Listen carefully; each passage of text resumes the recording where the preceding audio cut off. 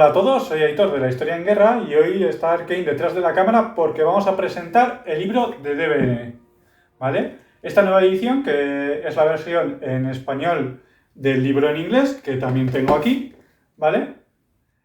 Voy a empezar presentando un poco el libro en español, un poco presentando el reglamento, unos 5 minutos o así para la gente que no lo conozcáis o la gente que lo hayáis pedido y tampoco estéis interesados en los detalles de la edición.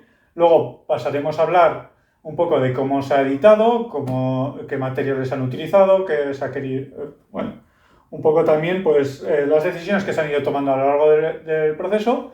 Y luego ya por último, más por curiosidad, pues por todo eso también que se suele hablar pues cuando se saca una nueva traducción, cuando se edita un nuevo libro en castellano, pues también hablaré un poco del tema de costes, que como ya sabéis, este proyecto se ha hecho básicamente a costes y bueno, ver un poco también pues una empresa, qué costes tendría, qué podría asumir, que depende también todo pues del volumen de ventas y de cómo nos puede salir con diferentes imprentas.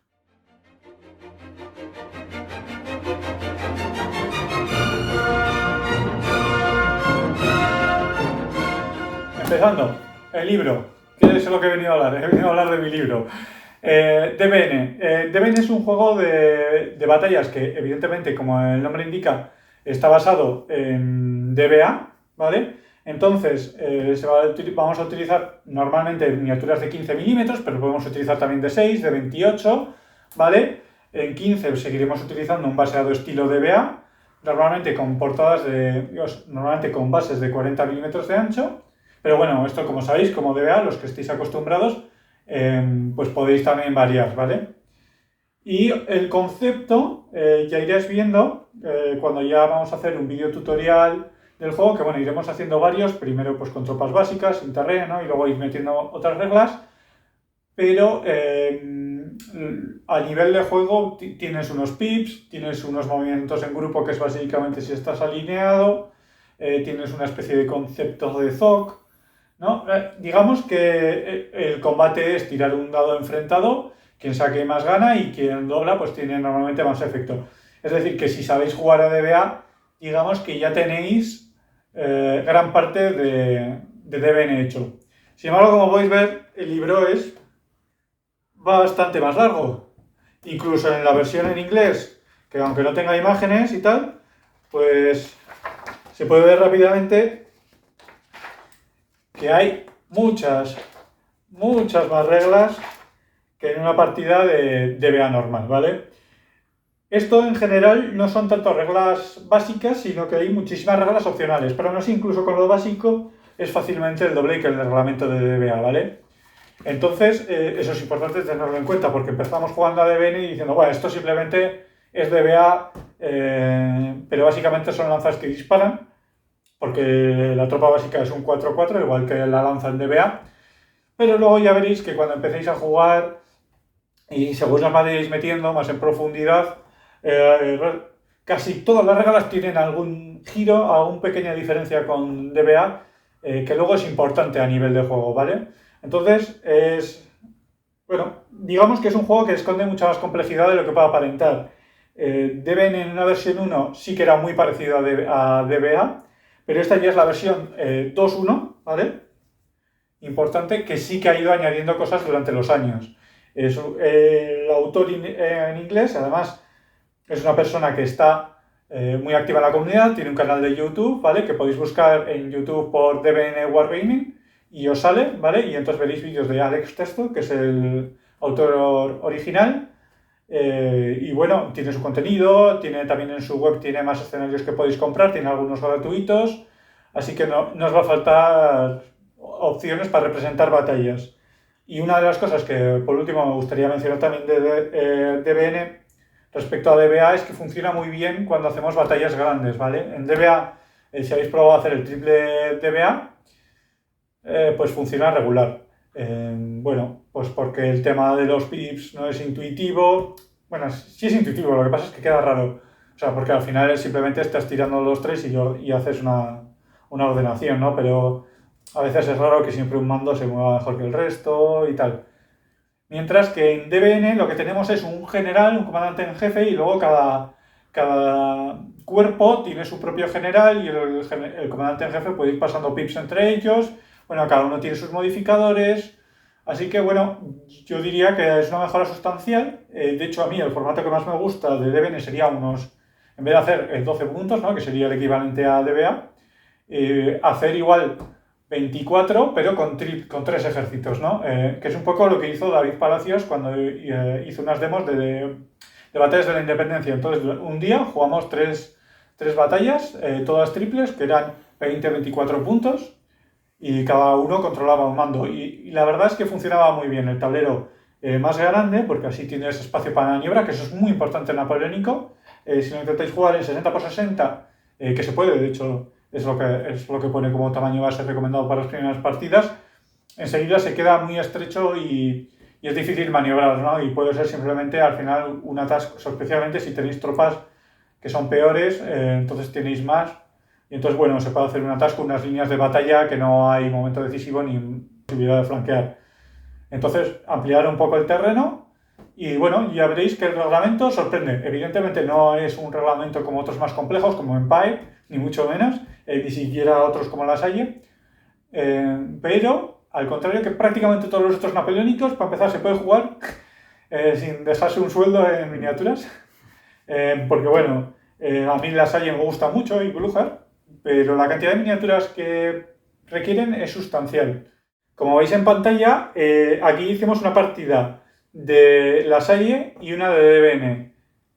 Ambos son con las miniaturas de Warlord del 50%. Yo también tengo miniaturas de metal, las antiguas son una mezcla de AVE miniatures, SAM miniatures, creo que hay algo de Fantasín, pero bueno, es casi todo SAM, la infantería y la caballería es casi todo AVE.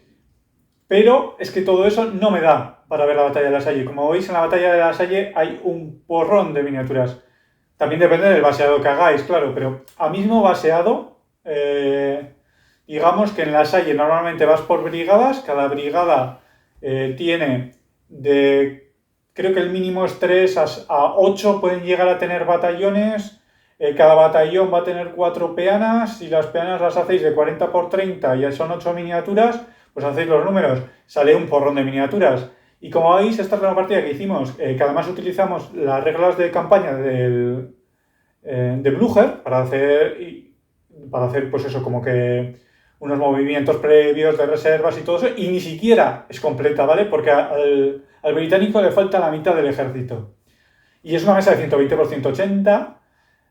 En este caso estamos utilizando las miniaturas de Warlord, que son 48 miniaturas por batallón. Así que es un porrón. ¿Eso se puede hacer? ¿Por qué? Pues porque Warlord sacó 50% de matrices y en aquella época no capaba cuántas podías pedir. Ahora es más jodido.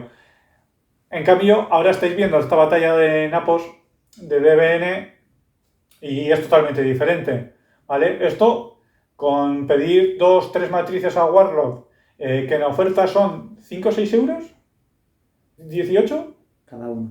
Sí, cada una. En total, menos de, vamos a poner que si gastos de envío y aduanas, 30 pavos, 40 pavos, si no pidéis oferta, pues igual podéis llegar a 50, o si utilizáis las típicas de metal, también se os va a ir a los 50 que podéis pedir. En España pues tenéis Sun, tenéis Campaign Game Miniatures, opciones de napoleónicos, sí que es cierto que hay muchas.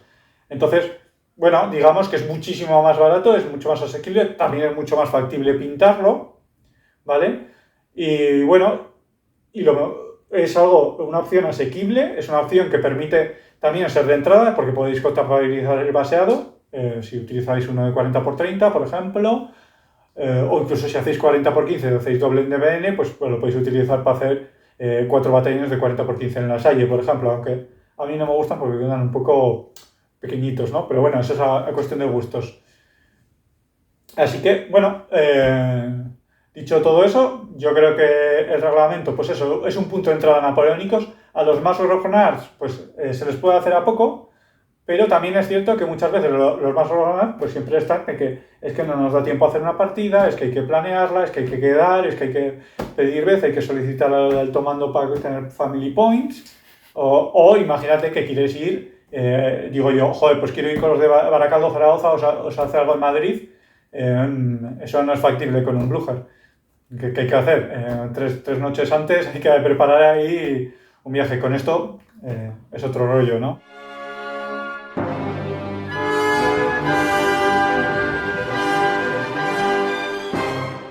Ahora vamos a hablar del reglamento en sí y de la edición. Y nada, los que simplemente estéis aquí para ver el reglamento, pues bueno, ya podéis ver la edición, tapa dura, todo en color, ¿vale? Podéis ver que se han añadido un montón de ilustraciones, ¿vale? De todo tipo, porque por ejemplo, aquí tengo miniaturas, que la mayoría son de David Palacios, pero también me ha dejado Raúl de Vitoria, también Iñaki Aldasoro de Alsasua, o sea que mucha gente ha ayudado aquí para la realización de este libro. Y por supuesto, todos los cuadros de temática napoleónica, aunque alguno es franco-prusiana, pero bueno, vamos a aceptar barco, son de los típicos autores de la época, como Edouard de Taille, ¿vale? Vernet. También algunos aquí que los reconoceréis si habéis estado en el Museo del Prado. Y bueno, digamos que acompañan un poco la estética, ¿no? En cuanto al reglamento, también va a ser importante que se han añadido ejemplos. Estos ejemplos no están en el original, ¿vale? Entonces, son importantes porque aclaran muchas situaciones. El reglamento en inglés, la forma en la que está escrito, pues hay cosas que pueden ser un poco complicadas, ¿vale? Entonces, se han añadido este tipo de ejemplos que, bueno, tienen bastante información, sobre todo en situaciones que sean un poco complejas o que no se dejan intuir claramente. Y todos los ejemplos, ¿vale? Los he enviado por mail al autor para que éste me dé el ok. Además es importante otra cosa, veréis que en algunas líneas están en rojo, ¿vale? Lo voy a acercar un poco. Aquí, ya indico yo, ¿vale? Vale. Esta de aquí. Aquí, como se indica Arcane, esas líneas son son líneas que no están en el reglamento original, no son una traducción de ellas, son simplemente cosas que yo he preguntado al autor, el autor me ha dicho, sí, es así, y yo lo he puesto como aclaración, ¿vale? Quien quiere ser puritano a la hora de jugar, pues puede coger el original, pero bueno, estas son aclaraciones que él mismo me ha dicho el autor, ¿vale? Pero siempre vais a tener en otro color, de forma muy marcada, qué es del reglamento y qué no es, ¿vale? Entonces, todo lo que sean las imágenes, lógicamente, no son del original, todo lo que sean los ejemplos no son originales. Si viste estos en rojo, que bueno, hay unos cuantos, no son del original. Y luego además hay otra cosa que no es del original, que os voy a enseñar, que es información histórica. Esta información histórica va a venir de dos formas. Ahí he puesto un poco la tapa.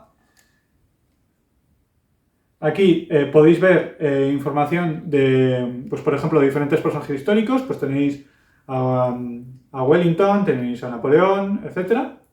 ¿Vale? Información muy básica, pero que puede ser útil para la gente que está empezando. Y luego hay un montón de páginas que lo vais a ir viendo con esta imagen de este escriba, ¿vale? Que cada vez que veis esa imagen de este escriba, eso es algo que no es del original, ¿vale?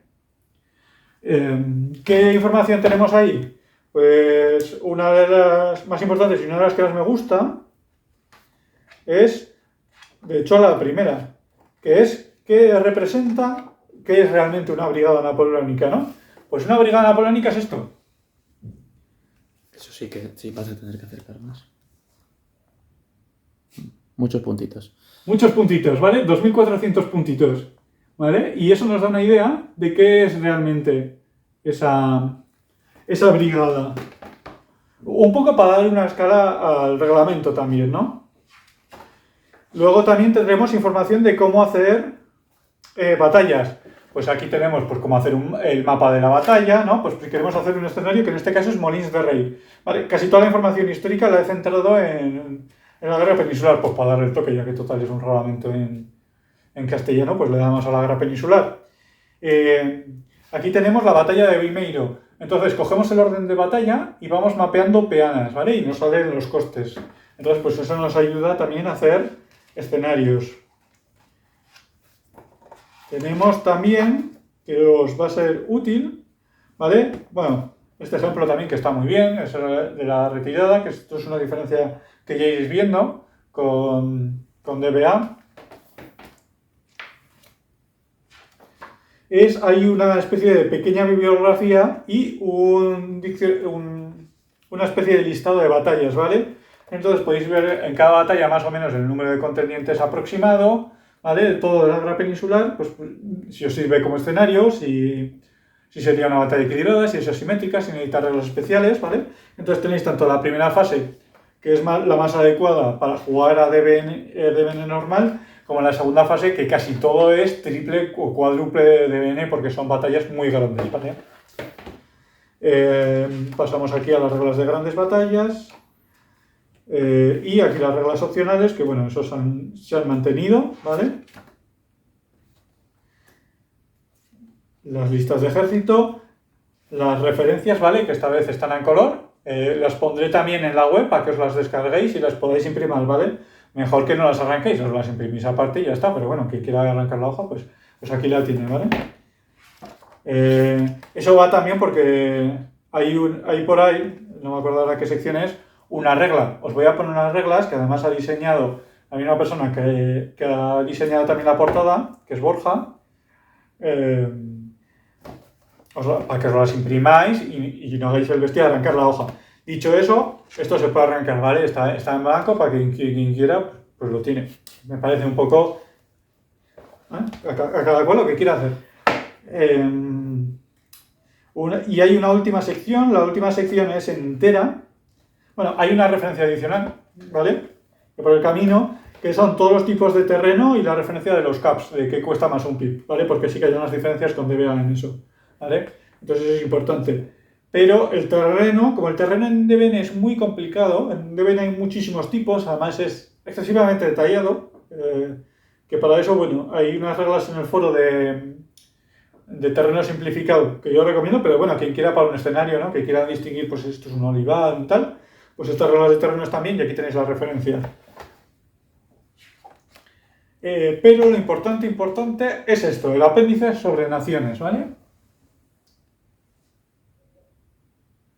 Este apéndice, que como veis por el escriba, es una sección totalmente nueva, os va a ir hablando de cada una de las principales naciones, pues Austria, Gran Bretaña, Francia, España, etc.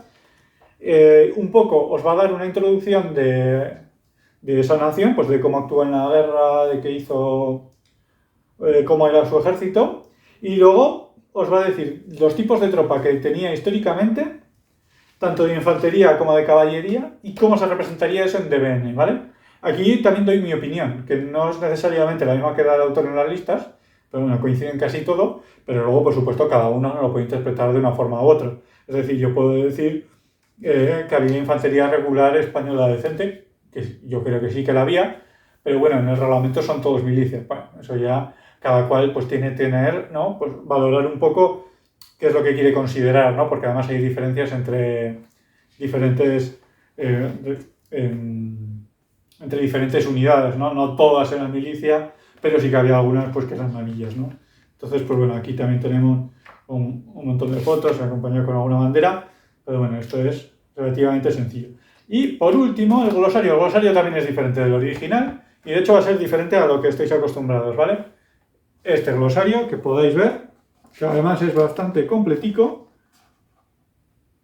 tiene entradas duplicadas. ¿Y con eso a qué me refiero? A que si yo tengo la entrada aide de camp y también se le suele referir a él como ADC, o a veces algunas cosas que estamos acostumbrados a decirlo en inglés, pues está tanto la entrada en inglés como la de castellano, está como las siglas como la de... Es decir, que si tú estás acostumbrado a mirar MS, pues igual no tienes que ir a buscar mosquetes, ¿no? Aunque en ese caso estarían cerca, ¿no? Pero bueno, es importante pues que tengas un poco todas las opciones de búsqueda y que sea un glosario útil, ¿no? Porque a mí algo que me fastidia es cuando quieres buscar un término, es que aquí lo pone no sé qué y en el otro lo pone no sé cuántos. Pues bueno, si vais a la versión digital, estas búsquedas además son interactivas, lógicamente, y os llevan directamente al párrafo, ¿vale? Entonces, quien quiera buscar, pues que sepa que este último glosario que es muy útil para para hacer cualquier tipo de búsqueda, además del control F, que evidentemente funciona porque está todo etiquetado. Muy bien, ahora vamos a hablar de temas puramente estéticos, ¿vale?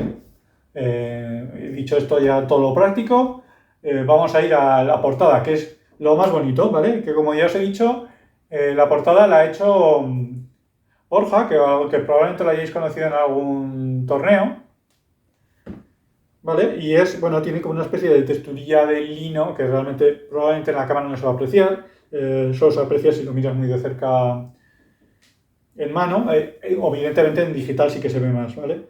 Y tiene un estampado en oro, ¿vale? Si veis aquí, esto sí que no lo vais a oír, pero este águila, igual, si me la voy a acercar, Voy a ver si lo puedo. así que se vea un poco, Sí, el relieve se ve. ¿vale? Es un estampado en oro, ¿vale? Así como en algunos otros libros se suele realizar simplemente un vinilo de oro, y de hecho voy a poner un ejemplo. Por ejemplo, este libro de Espetaferros, bueno, ni siquiera es un dorado, pero ni siquiera es dorado, ¿vale? Es un vinilo brillante más que nada, ¿vale? ¿Lo veis? Veis que refleja un poco, ¿vale? Pero esto ni siquiera es guarda, ¿vale? Esta águila es plana, es un vinilo recortado, está pegado, que está muy bien, ¿eh? No me estoy quejando, pero bueno, que veáis que este estampado, por ejemplo, es una parte sustancial, como luego veremos en las cuentas, del presupuesto, pero por una razón, y es que ha sido jodido de hacer, ¿no? Para la imprenta. Más cosas. La tapa, lógicamente, es dura, ¿vale? Y además bastante gordica. Bueno, se ha añadido también todos estos textos y tal. Está todo con un laminado soft touch, que se le llama, que es muy suavecico, ¿vale?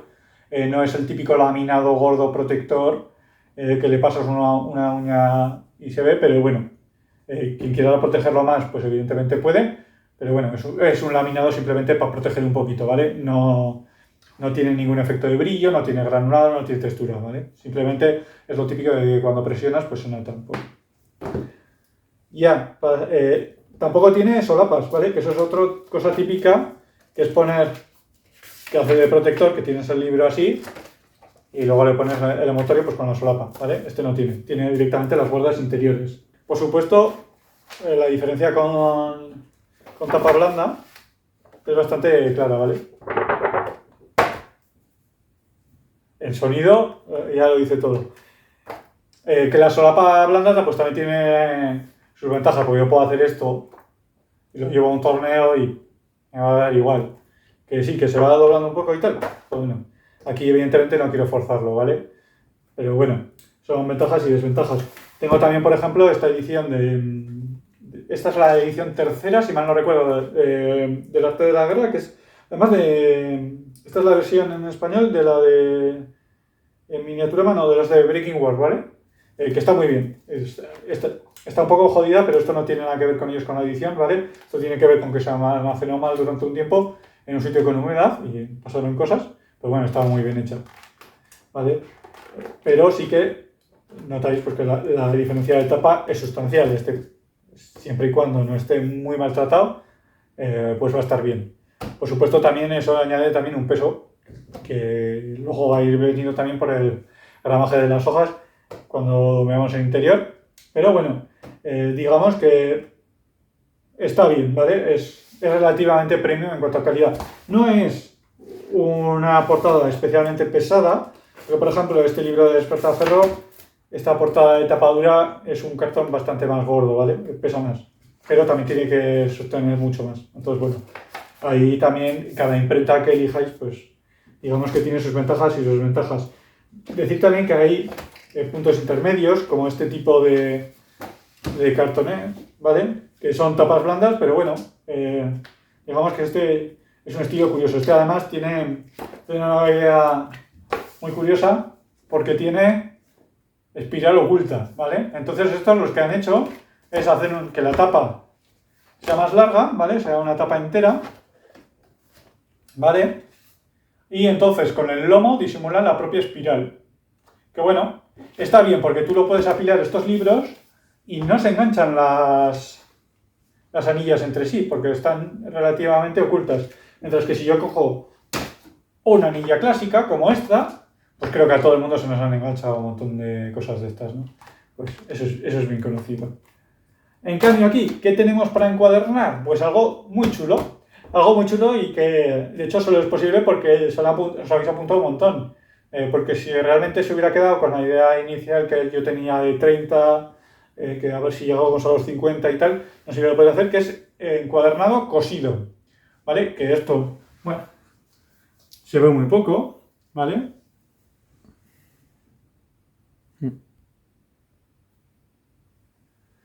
El encuadernado cosido es el mejor tipo de encuadernación. Bueno, hay diferentes también tipos de cosido, ¿vale? Tampoco es que sea esto un manual, o sea, un libro medieval iluminado, cosido a mano y tal, como por ejemplo pueden hacer, no me acuerdo ahora cómo es el nombre, pero hay una persona que hace facsímiles de manuscritos medievales orientados a Jima, ¿vale? A esgrima histórica. Y bueno, ese es otro nivel. También cuestan... no, 500 no, eran 400 creo, euros. Pero bueno, sigue siendo una diferencia sobre los 20 que cuesta esto, ¿no? Pero bueno, también tenéis los de Folio Society, que no publicitan nada, simplemente lo digo porque me gusta mucho su encuadernación, aunque no puedo pagarme ninguna de ellas. Pero hacen libros, pues como pueden ser incluso Juego de Tronos, o Harry Potter, o la Ilíada, o libros clásicos. Dune, por ejemplo, tiene una edición muy bonita. Y hacen ahí encuadernaciones preciosas, que no son a mano, ¿vale? Pero sí que son mucho más premium que lo que tenemos aquí. Pero también, eso, cada libro pues sale unos 100, 120, que es bastante más asequible que algo a mano como el otro medieval, pero bueno, sigue siendo un punto caro.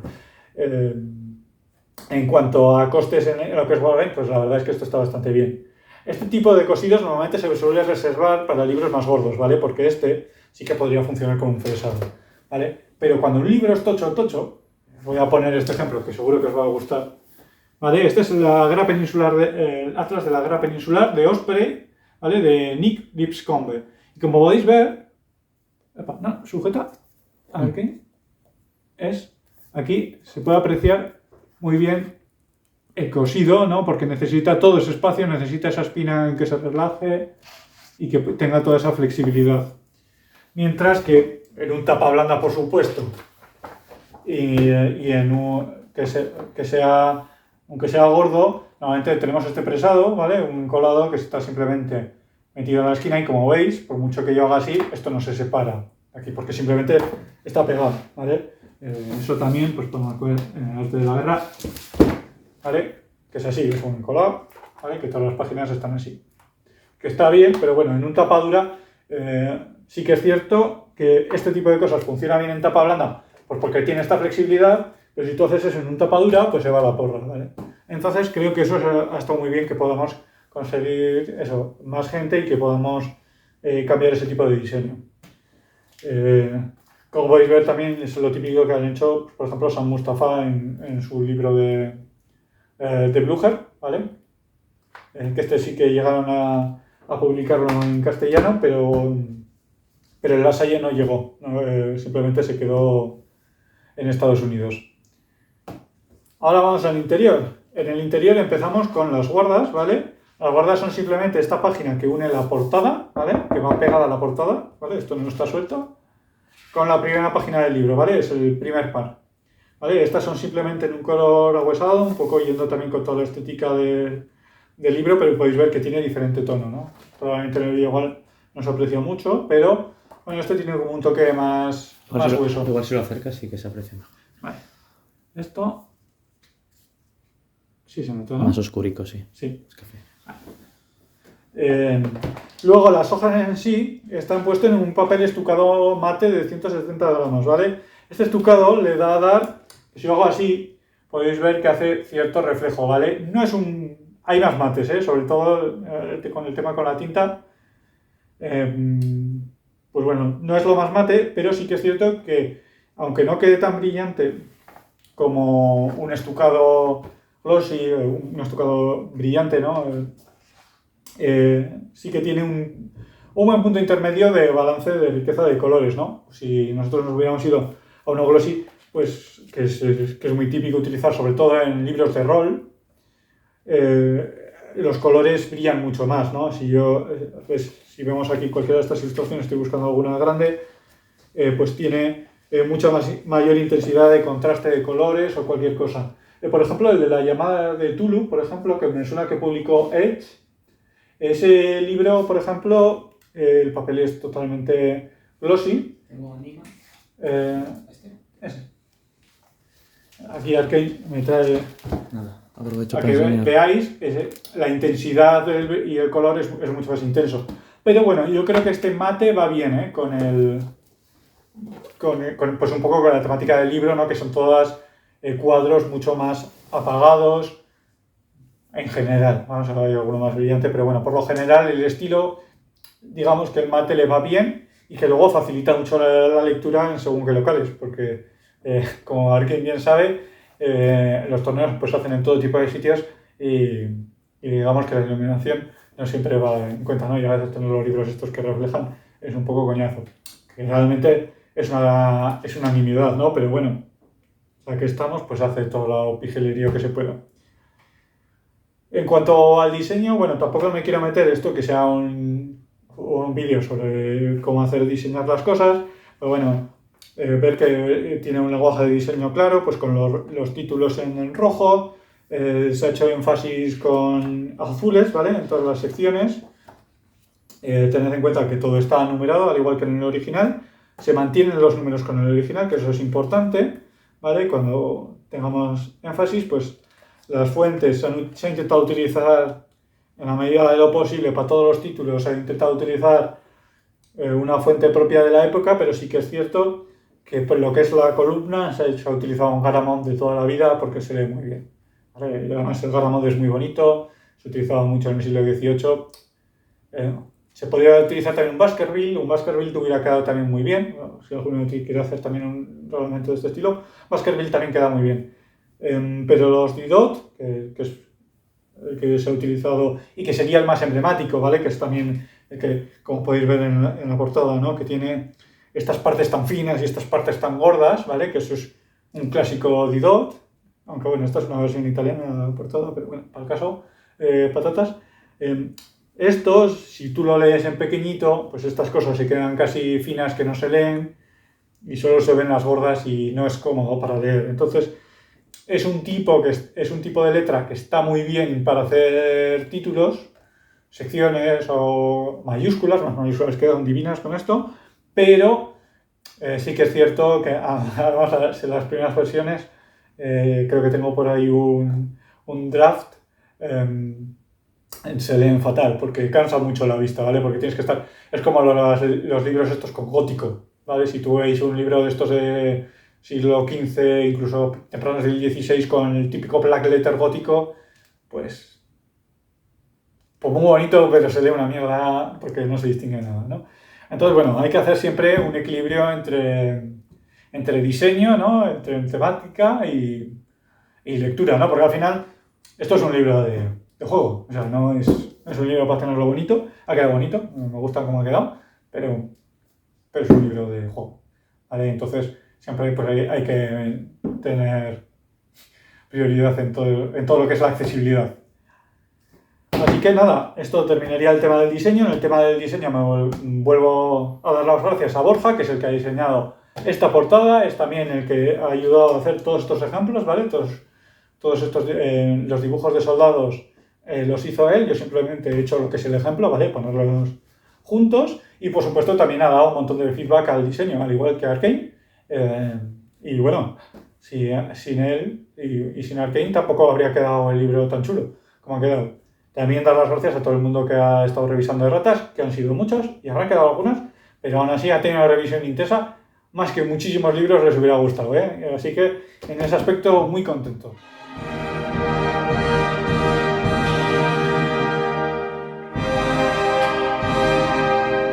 Y nada, antes de acabar voy a hablar un poco de costes, pues porque siempre pues nos gusta, ¿no? Saber un poco lo que cuesta, qué números hace.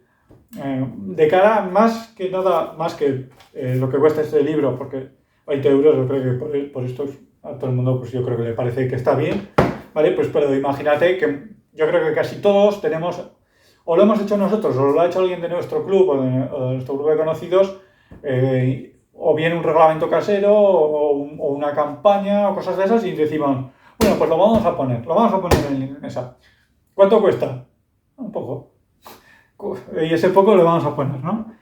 Aquí no voy a hablar de tiempo y de lo que es el diseño, ¿vale? Si a la gente le interesa, sí que podría hacer un vídeo sobre cómo hacer estas cosas en InDesign, que tiene su miga, ese vídeo podría ser largo, pero eso es otro tercio, ¿vale? Aquí vamos a hablar ya desde el tema de, tenemos el diseño final, sabemos cómo lo queremos imprimir, cuánto nos puede costar. Y por supuesto la respuesta es la que nos gusta, que depende. ¿No? Las cosas son siempre. Podemos hacer esto, ¿vale? Esto nada, 5 euros por unidad. Digo que al grosor que tienes de libro que has hecho tú, hay imprentas normalitas con eso que te sacan 20 euros tranquilamente. Sí, claro. Aquí Arkane menciona una cosa importante, que es que hay cosas que según la imprenta te pueden cobrar mucho o poco. Hay una diferencia entre imprentas abismal. Preguntad, mirad presupuestos, revisad opciones, porque incluso en la misma ciudad, incluso a pie de calle, las diferencias son espectaculares. Y una imprenta que sabe usar su impresora es algo importantísimo y no es algo tan común como uno que le gustaría, porque una cosa es impresoras a todo trapo que te imprimen apuntes de universidad que pueden ser esto, y esto lo harán bien y lo harán barato, y otra cosa es ya algo como esto, que tienes que saber de perfiles de color, de cómo imprimir, etcétera, ¿vale? Entonces, muy importante, buscar una imprenta que sepa, ¿vale? Yo he utilizado aquí Lozano Impresores, que son de Granada además, pero bueno, también estaría bien si queréis ir a Pixar Printing. Lulu no la recomendaría, luego hablo de ellos. También están muy bien, no me voy a acordar, hay unos que son polacos, son los de EU, pero bueno, también funcionan bastante bien. Son diferentes opciones que podemos utilizar para imprimir. Entonces, una vez tengamos claro lo que queremos, ya buscamos opciones. Si queremos ir a esto, pues sí, vamos a lo más barato que podamos a pie de calle. Pero en el momento que ya queramos una impresión, aunque sea fresada, tapa blanda, casi siempre nos vamos a ir a buscar una impresora offset, que se le suele llamar, que puede hacer en gran número, ¿vale? Y que pueda salir económica, ¿vale? Porque una impresora de tinta, esto va a ser un ojo de la cara. Ahí también voy a hacer mención. Impresora offset significa que es para imprimir en volumen y normalmente con láser, con algún tipo de láser. O tinta láser o alguna de estas.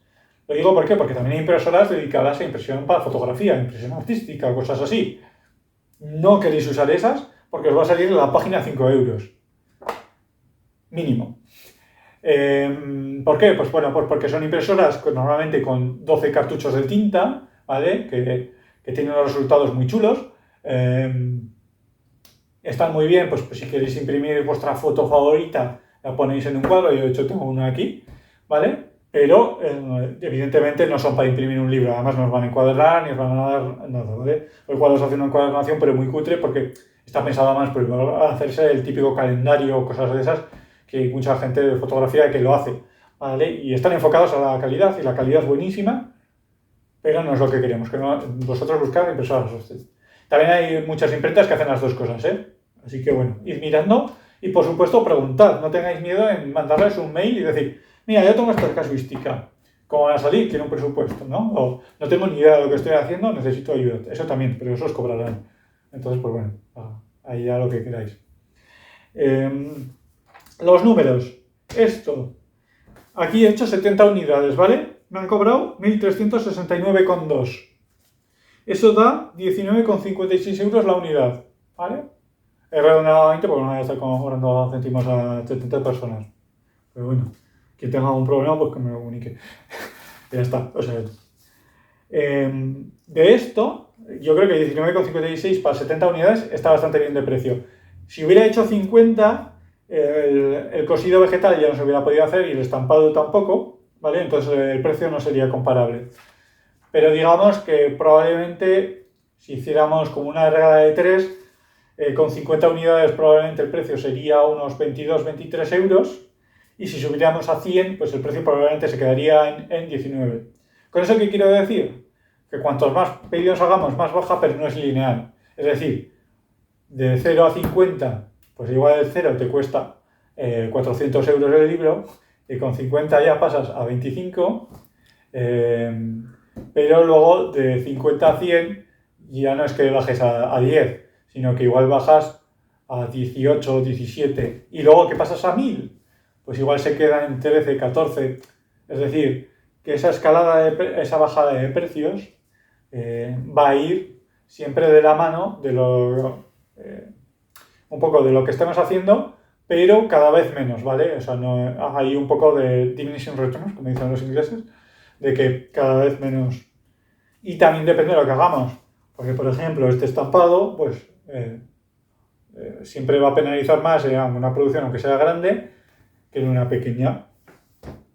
Entonces, bueno, del estampado sí que me gustaría hablar porque tengo diferentes precios, porque el estampado depende mucho del diseño y bueno, aquí este águila pues era particularmente puñetera, porque es muy fina, tiene mucho detalle y ha salido muy bien. De hecho, esa es la razón por la que os he enseñado antes el libro de Despertaferro y me optado por un vinilo que tiene solo la silueta del águila, que queda bonito, pero bueno, es mucho más bonito si el águila tiene sus plumas.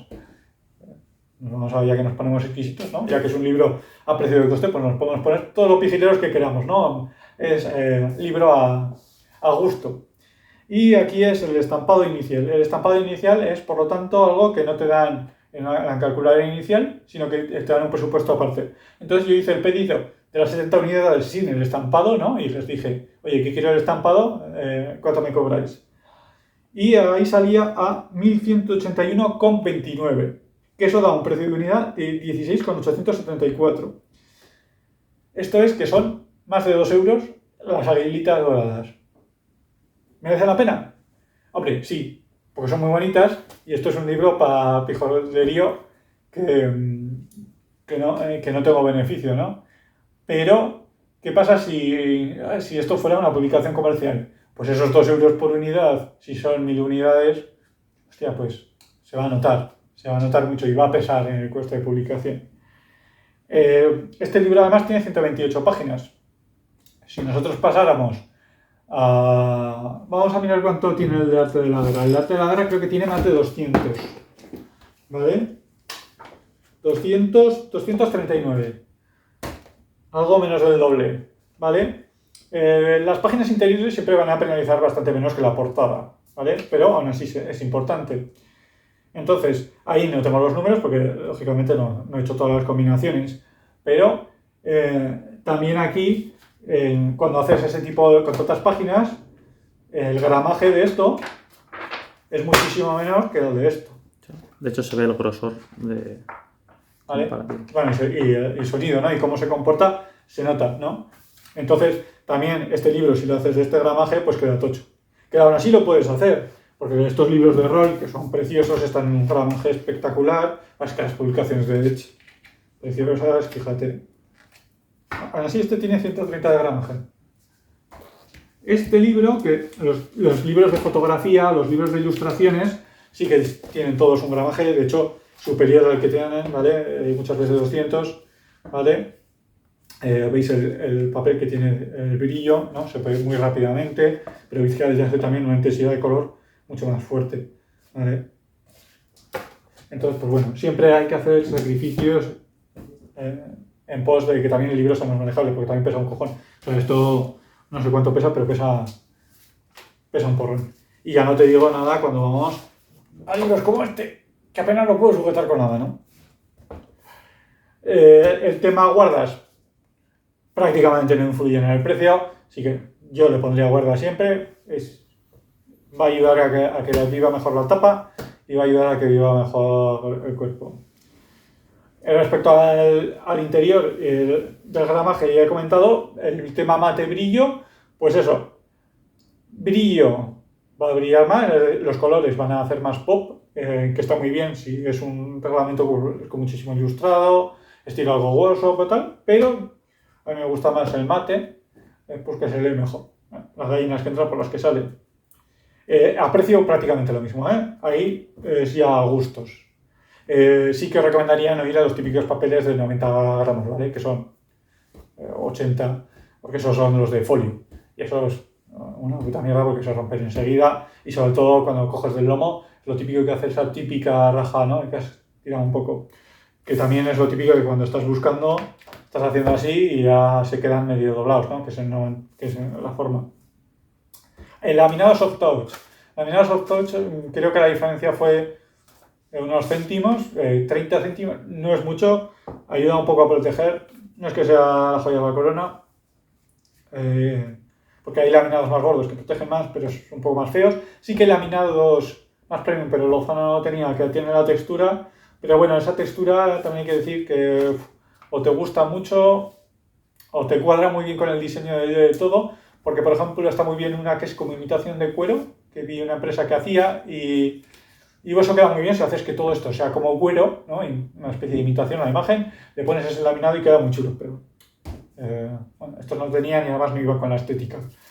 Pero bueno, si te quieres hacer un manual medieval, que digo que había una versión premium del libro este de rol de Akerlarre, creo que de la tercera edición, que tenía ese tipo de cosas, que esa es una edición preciosa. Pero bueno, eso es. El cosido sí que va a influir bastante en el precio y sí que va a merecer todo. Bueno, digamos que si vas a hacer tapadura, yo intentaría por todos los medios conseguir un cosido vegetal, porque un fresado va a aguantar muy poco en tapadura, ¿vale? Si queréis fresado, tapa blanda, si queréis tapadura, cosido. ¿Y esto cuánto va a influir? Pues mínimo 1 euro o más, probablemente más, pero es lo que hay. Si no, iros a tapa blanda y ya está, y os quitáis de problemas porque es mucho más fácil. El estampado, como os he dicho, 2 euros y pico. Y luego estos también sí que tenían una opción que era interesante, que yo no lo he usado pues porque para los envíos sí que es cierto que iba a ser un coñazo, que es el retractilado, ¿vale? Que es lo de enfundar en una especie de papel film, ¿vale? Para enviar. Bueno, yo no lo he usado porque como os lo enviaremos en un sobre con los dados y todo eso, pues como tengo que ir metiéndole en un sobre y todo manualmente yo, pues bajo y agua me jodo yo y no voy a estar marcando y cada uno. Pero bueno, que sepáis que eso cuesta como unos 20 céntimos más o menos la unidad y si queréis hacer envíos en plan profesional, pues queda mejor, queda más elegante, ¿no? Aquí me parece que pasar de 19,56 a casi 19,76 hubiera sido un poco pillado de nada que salga una copia mal y bueno, no me parece que merezca la pena, ¿vale? Eso está bien porque algunas imprentas, de hecho Lozano lo permite que hagan ellos la distribución, ¿vale? Y tú les puedes pedir que ellos te hagan la tramitación del ISBN y que además te hagan envío a un montón de gente, ¿vale? Creo que ahí les puedes pasar, te hacen presupuesto porque le dices, mira, estas son las 100 direcciones a las que quiero que envíes, distribuye. Entonces peso para un Quickstarter, si os lo estáis planteando, ideal. Coste, ni idea, porque eso es a presupuesto, no es lo mismo que nos envíes a 10 que en esto. Si solo te lo van a enviar a ti, estos tenían el coste gratis, ¿vale? Porque es la cosa esta de correos, que además que tienen el descuento estos para libros, y ya está. Todos los precios los he pasado con IVA, ¿vale? Eso es importante. Si recordad, el IVA de un libro es 4%. Así que, bueno, no es muy importante en el caso el caso nuestro, porque 19,56, pues el 4% sería que el coste unitario sería 19,40 o algo así. No sé, poco. Pero si vais a hacer un pedido de 2.000 libros de 50 pavos, un Quickstarter así que lo peta, pues ya empieza a ser importante. También hay dos cosas que os recomiendo muy encarecidamente que cualquier imprenta seria os debería poder dejar. Y hay algunas series que no lo dejan y por eso no las cogí. Que son la revisión profesional y bueno, aquí lo llamo revisión profesional, revisión de formato, corrección mínima, que eso lo ofrecen casi todos, y la prueba de color. La revisión profesional os va a asegurar de que no os hayáis equivocado con el perfil de color, que no hayáis puesto, por ejemplo, que esto me pasó. Yo envié primero, ¿vale? Y esto tiene un sangrado. El sangrado es lo que hay que recortar. Bueno, si hacemos un vídeo de diseño yo lo explicaré, pero básicamente las páginas se recortan, ¿vale? Siempre se imprime más algo, luego se recortan. Y todo lo que queda fuera, evidentemente, no se ve, ¿vale? Eso es aparte del margen, ¿no? Es el margen del margen, vamos a decir así. Y tú tienes que poner a cada página su sangrado. ¿Qué pasa? Que cuando está en digital normalmente no lo pones y te pones estos márgenes.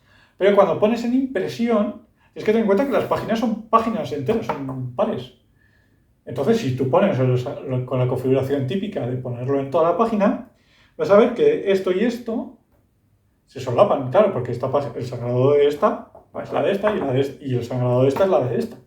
Entonces, pasaba algo muy cómico, que os voy a enseñar aquí, además al inicio, con estas ilustraciones que he puesto yo, que van aquí hasta el borde de la página. Pues, ¿qué pasa? Que si tú coges el sangrado, a esta página a su derecha tenía parte de esta imagen. Y el sangrado de la parte central de esta tenía una parte en blanco. Entonces tenías una fina línea de un sangrado de 3 milímetros de la imagen, luego 3 milímetros de esta imagen de aquí, y luego ya la imagen, en lo que es el propio margen. Entonces, bueno, ese tipo de cosas, pues cuando se envían los ferros digitales para la corrección, enseguida yo cogí y dije, mira, plus. Pero claro, si yo lo hubiera mandado a imprentar directamente, no me doy cuenta, y hostias, he gastado 1.370 euros en mierda. Bueno, mierda no, pero sería una putada. Entonces, bueno, siempre merece la pena esta corrección. Esta en Lozano, por ejemplo, cuesta 50 pavos. Y yo la recomiendo porque además han sido muy majos siempre y no han tenido problema. En Pixar Printing es mucho más barato, es 5 pavos, pero mi sensación es que no revisan demasiado, simplemente dicen, bueno, el PDF funciona y tira. Entonces, porque yo Pixar Printing no he utilizado más que para gran formato, pero bueno, cuando haces un pedido de 1.400 pavos o más, yo recomendaría siempre gastarse un poco más de dinero en este tipo de revisiones, porque te va a ahorrar muchos problemas en un pedido que se te puede ir a la porra enseguida. Y la otra cosa importante es la prueba de color. La prueba de color simplemente es esto. Este libro que me ha llegado antes, que he dado el ok antes de que se haga la producción. ¿Por qué? Porque imagínate que la he liado con algunos colores o cualquier cosa. Ya no está, ya están los 70 impresos. Tú vas, tú te lo dices y tú lo comes. Y los colores cambian mucho entre un ordenador, que no es lo mismo un perfil digital, ¿vale? Que es RGB o un CMYK, ¿vale? Entonces, aquí valía creo que 35 o 50 pavos, pero vamos, está ya incluido en el precio total de 1.370 euros, ¿eh? O sea que lo merece la pena.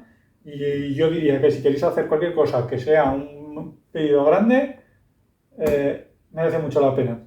Si vuestro manual es muy pequeño, tengo aquí, que me ha pasado Arkane, que hice el manual de campaña para DBA, ¿vale? Este lo hice en Lulu. Aprendí mucho de impresión y de lo poco que te puedes fiar de Lulu. Se ve el margen de arriba, que igual no se están fijando ellos. El margen está tal cual lo pedí. O sea, tal cual lo pedían ellos, con un sangrado además muy majo. Terrible, terrible. Sí, que cada imprenta tiene diferente sangrado y hay que fijarse en eso también. Sí. Cada imprenta tiene sus parámetros y ya está. Pero esta está siguiendo, además, porque estos tenían plantillas, los de Lulu. Eso sí, muy baratos. Lulu es muy barato. Y lo bueno de Lulu es que también hace distribución, tiene hasta tienda online. Es como Amazon. Lo mismo, os pueden tramitar el SBN y estos os ponen hasta la venta, igual que Amazon. Y lo bueno que tiene es que tú subes los archivos y te olvidas y a vender. Y si lo vendes, pues bien, y si no lo vendes, también. Sí que se quedan ellos con un 20%, 30%. Pues bueno, es que te olvidas del problema. Tú has subido el PDF y ya está. Y cada cual lo recibe en su casa. Da igual que esté en Polonia, que esté en España, que esté en América. Entonces esos son los datos muy positivos, ¿no? Pero bueno, yo ahí recomiendo, si queréis resultado más en plan premium, tirar de una imprenta offset buena, ¿no? Que os podéis fiar y que podéis hacer todo. Hay una cosa que se me ha olvidado de mencionar y es una cosa del cosido digital que tiene. Como veis, el cosido digital siempre tiene este hueco, ¿no? Que se queda por detrás. Hay veces que el cosido va pegado a la espina, pero normalmente no. Pero una de las cosas buenas que permite es poner esto, que algunas imprentas lo ofrecen, de hecho la polaca que comentaba antes sí que lo ofrecen, pero estos no, los de Lozano, que es poner esta guía, ¿vale? Este marcapáginas de tela, que es una cinta de raso normal y corriente, pero que es súper práctico y súper elegante. Entonces, win-win. Entonces, bueno, aquí esta empresa no lo ofrecía, pero lo podéis hacer vosotros.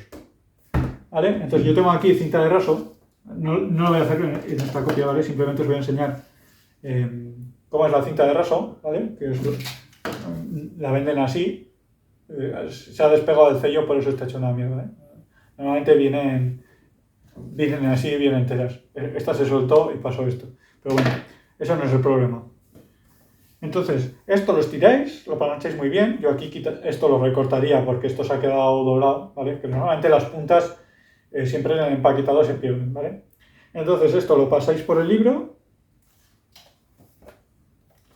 ¿vale? Y lo que vais a hacer es, bueno, aquí evidentemente se recortaría y la punta, una vez está el libro muy abierto, ¿vale? Cuando veis que el libro está totalmente abierto, veis que hay un hueco, ¿vale? En ese hueco metéis la punta con un poco de pegamento de tela. El tipo Gutermann o cualquiera de estos funciona muy bien.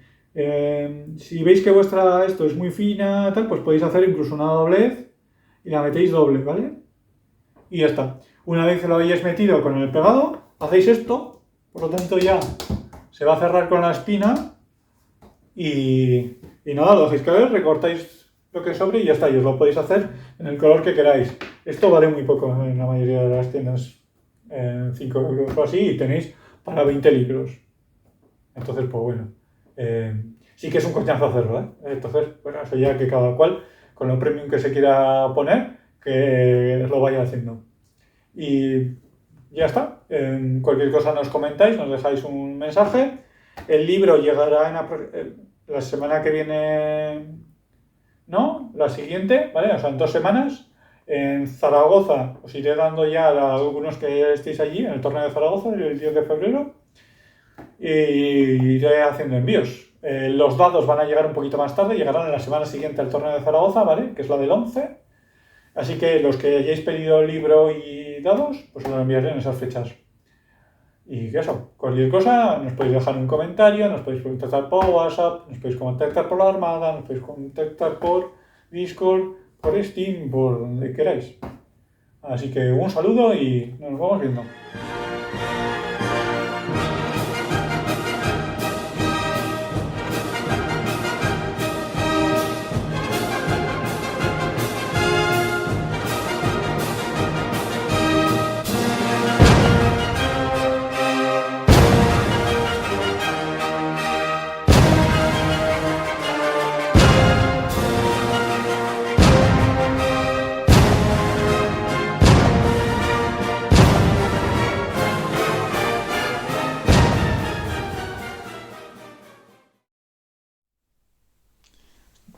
Son unos cuantos libros. Sí, son, sí. Madre mía. ¿Todo esto hay que mandar? Casi todo.